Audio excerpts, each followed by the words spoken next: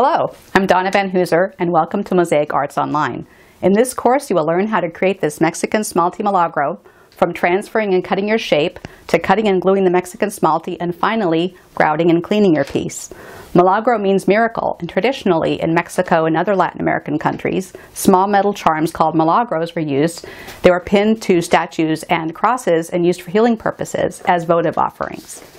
I will teach you how to use Mexican Smalti, this vibrant and beautiful tessera, as well as other materials such as gold and millefiori, to create your own unique and colorful work of art. I will demonstrate cutting techniques, how to lay down your tiles, and which adhesives to use. I will finish the piece using this decorative and unique edging technique. If you've never used this wonderful material, you're in for a treat. In the next section is a full PDF with all the tools, materials, and resources to create your own Milagro. So let's get started. Donna, thank you so much for coming to Mosaic Arts Online. This is really awesome. This is one of our most talented mosaic artists on the scene these days, and I'm really excited for the project she has brought here to all of you. So, quickly, can you give me the elevator pitch of how you got started in mosaics?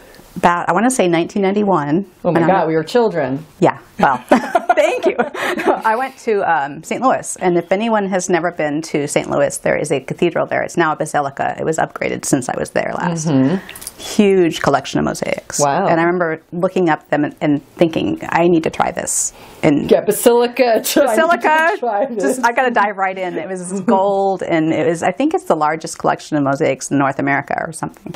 But I started, this is before internet, yes. So tile from the tile store, horrible on my hands, just, yes. But you know, did what I could, and then moved to glass and other materials. But that was kind of the thing that started me, and you know, self-taught pretty much. So it's, you know, went from there, kind of went. Well, and you're, you know, basilica, very detailed, and Donna, if you know any of her work, is an incredibly detailed mosaic artist, but you're known for your portraits and your animals mostly. So how did you segue into the Milagro project?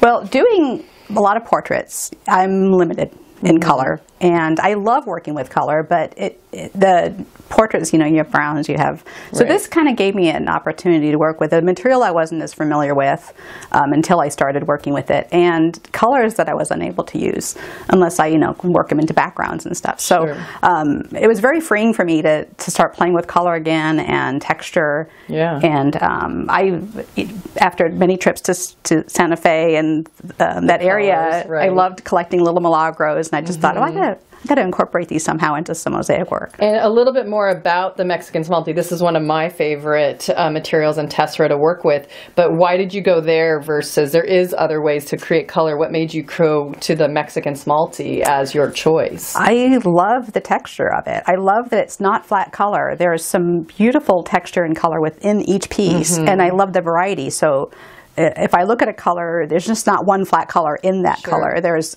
variation within each color. So, you know, and it wasn't like a regular little bricky piece. Like the Italian Smalti, it's more confined. It's more confined, and this gave me a little more freedom. And it was kind of like, it's my gateway drug to Italian Smalti, probably, because it's the way you lay it is more similar to how I would normally work, and then we'll talk about other stuff later. I'm sure that down the line I'll be It's a very achievable project for people that might be new to Mexican Smalti. I mean, this is a great way to introduce people to it. I think so. And you cut the shape out in this whole online course, but if someone does not want to cut the shape out because they don't have a jigsaw or not comfortable with it, is it achievable as just a straight board as well? Oh yeah, you just you're going to have a background to finish if you do that. And there's, I mean, you can do rays coming out from it design-wise. You can put on a gold field or a black field to make the colors pop. There's tons of things you can do with the background if you don't want to actually cut out the shape. So this is really the gateway project to all kinds of Mexican Smalti and ways to work with the material, learn about the different tools.